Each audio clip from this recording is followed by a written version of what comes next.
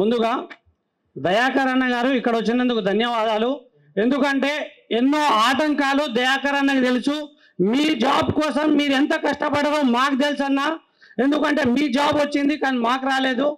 మీకు జాబ్ వచ్చింది కాబట్టి మీకు కంగ్రాచులేషన్ ఫస్ట్. సో మాకు కూడా అందరికి కంగ్రాచులేషన్ చెప్పడానికి మీరు వచ్చిరని మేము అనుకుంటా ఉన్నాం. ఇది ఫస్ట్ భారత రాజ్యాంగాన్ని పట్టుకొని కాశ్మీర్ నుంచి కన్యాకుమారి వరకు తిరుగుతున్నటువంటి రాహుల్ గాంధీ గారు సామాజిక భారతదేశం అంటే సామాజిక వర్గాలకు న్యాయం చేయడానికి బయలుదేరినటువంటి రాహుల్ గాంధీ గారికి మేము విన్నవించుకుంటున్నాం. ఈ GO-29 అనేటువంటిది తెచ్చిరన్న సామాజిక అంటే SC, ST, BC మైనారిటీ వాళ్ళకు చాలా అన్యాయం జరిగింది GO-29 వల్ల. GO-55 అనేటువంటిది కరెక్ట్ ఉండే, కానీ ఈరోజు GO-29 తీసుకొచ్చి మా కడుపును కొట్టిరన్న. దీన్ని మాత్రం రాబోయే నోటిఫికేషన్లో ఏ నోటిఫికేషన్లో కూడా GO-29 అనేటువంటిది ఉండకూడదు. GO-29 ఉంటే మన SC, ST, BC మైనారిటీ వాళ్ళకి అన్యాయం అన్న. ఇది మాత్రం ఖచ్చితంగా దీన్ని తొలగించేంత వరకు మేము ఉద్యమిస్తూనే ఉంటాం. భారత రాజ్యాంగాన్ని చేతిలో పట్టుకొని రాహుల్ గాంధీ గారు ఏ విధంగా అయితే వారి కోసం పనిచేస్తా ఉన్నారో ఇక్కడ ఉన్నటువంటి అందరు నిరుద్యోగుల కోసం ఇదే రాజ్యాంగం పట్టుకొని తిరుగుతామన్నా. అన్న మేనిఫెస్టో అన్న, ఇది మేనిఫెస్టో కాంగ్రెస్ పార్టీ ప్రభుత్వం ఇచ్చినటువంటి మేనిఫెస్టోలో ఫస్ట్ మనకు యూత్ డిక్లరేషన్ అనేటువంటిది ఇచ్చారన్న. సరూర్ నగర్లో గౌరవ మన ప్రియాంక గాంధీ గారు. సో ఇందులో ఉన్నటువంటి పాయింట్స్ అన్న, రెండో పాయింట్స్ నుంచి మనం మొదలు పెడితే మొదటి ఏడాదిలోనే ఈ పాయింట్ ఎందుకు చెప్తున్నా అంటే మీరు ఆ రోజు వీడియోలో ఒక మాట అన్నారు, మొదటి ఏడాదిలోనే 2 లక్షల ఉద్యోగాల, ఇది అసంభవం అన్నట్టు మీరు ఆశ్చర్యపోయారు. కానీ ఈ యొక్క మేనిఫెస్టోలో ఈ 2.1 అనేటువంటి పాయింట్లో పొందుపరిచిరన్న.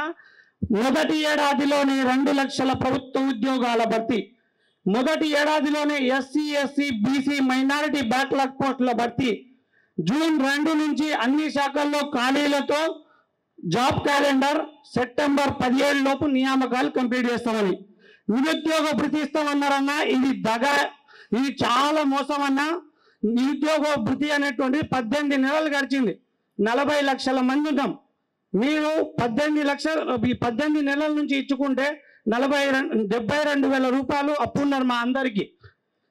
ఒక్కొక్కరికి 72,000 అప్పున్నారన్న. ఇది మాత్రం తీర్చాలనేటువంటిదిగా కోరుతా ఉన్నాం. దాంతోపాటు ఇప్పుడు మేనిఫెస్టోలో జాబ్ క్యాలెండర్ అనేది ఇచ్చారన్న. ఇది మేనిఫెస్టోలో ఉన్నటువంటి జాబ్ క్యాలెండర్, ఇది బోగస్ క్యాలెండర్ అయిపోయిందన్న.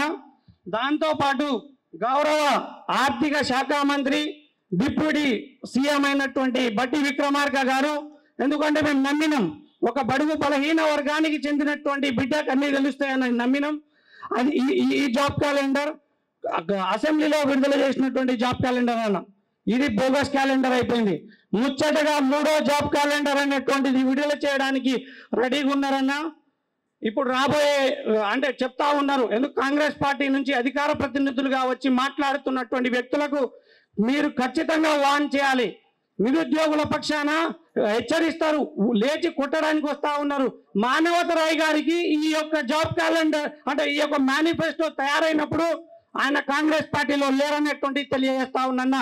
ఆయనకు మేనిఫెస్టోనే తెలియదు, కానీ జనార్దన్ మీద గొడవకు వెళ్తా ఉన్నారు. ఇది ఎంతవరకు అన్యాయం, ఇది ఎంతవరకు మీ కాంగ్రెస్ పార్టీకి అర్థం అవ్వాలన్నది. ఎందుకంటే బస్ యాత్ర చేసినటువంటి పిల్లలందరం మేమే, మీ పార్టీ గెలవాలని పనిచేసినటువంటి వ్యక్తులం.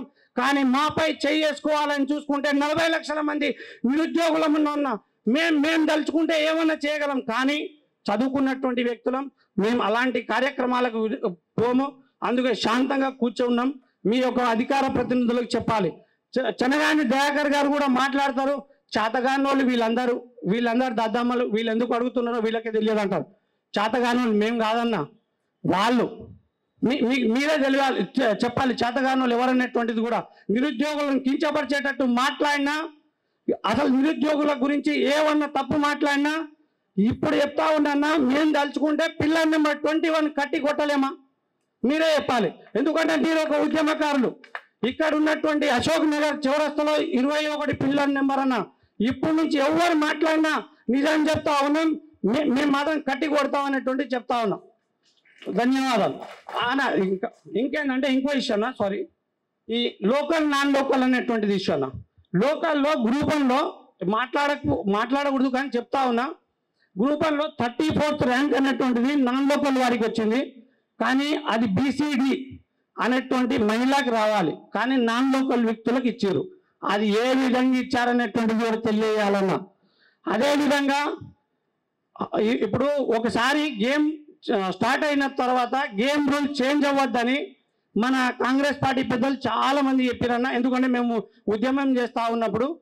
సో ఇదేంటంటే హాల్ టికెట్ అన్న, group 1 hall ticket, group 1 notification కూడా ఉంది ఇందులోనే.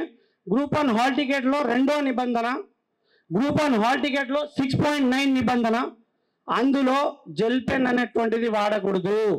జెల్ పెన్ వాడకూడదు. కానీ జెల్ పెన్ వాడకుండా టీజీపీఎస్సీ కొన్ని చర్యలు తీసుకోవాలి ఎగ్జామ్ రాయడానికి సెంటర్లలో వెళ్ళేటప్పుడు. కానీ ఎటువంటి చర్యలు తీసుకోలేదు. జెల్ పెన్తో రాసిరన్న. ఇవి పెన్నులు, ఇవి సో ఓకే, ఇది జ్యుడిషియర్లో ఉంది కాబట్టి మేము మీకు పర్సనల్గా చెప్తాం, ఇంకా మీతోనే రాయనిస్తాం. ఎందుకంటే ఇవే అన్న పెన్నులు, మా దగ్గర ఆధారాలు కూడా ఉన్నాయి. ఏ వ్యక్తులు, ఎందుకంటే ఎవరెవరు రాసిరు అనేటువంటిది కూడా కొన్ని ఆధారాలు ఉన్నాయి. అవన్నీ మేము కోర్టు కూడా తెలియజేస్తాం. సో మీకు తెలియజేస్తా ఉన్నా, జెల్ పెన్తో కూడా రాసిరు. దాన్ని మాత్రం ఖచ్చితంగా ఎవరెవరైతే మేము ఈ కోర్టుకు వెళ్ళక ముందే టీజీపీఎస్ఏ చెప్పాలి ఎవరెవరు రాసిరు, ఏం చేసిరు అనేటువంటిది. సో ఆ జెల్ పెన్తో రాసిన వారిని వెంటనే తీసేయాలి. ఎందుకంటే జెన్యూన్ క్యాండిడేట్స్ కొంతమంది రాలేదు. 50-60 మంది జెల్ పెన్తో రాస్తే కొంతమంది రారు కదా. సో జెన్యూన్గా రాసినటువంటి వాళ్ళకు కూడా జాబ్స్ అనేటువంటిది కింద మీద అయ్యే ఛాన్సెస్ కూడా ఉన్నాయన్న. So thank you.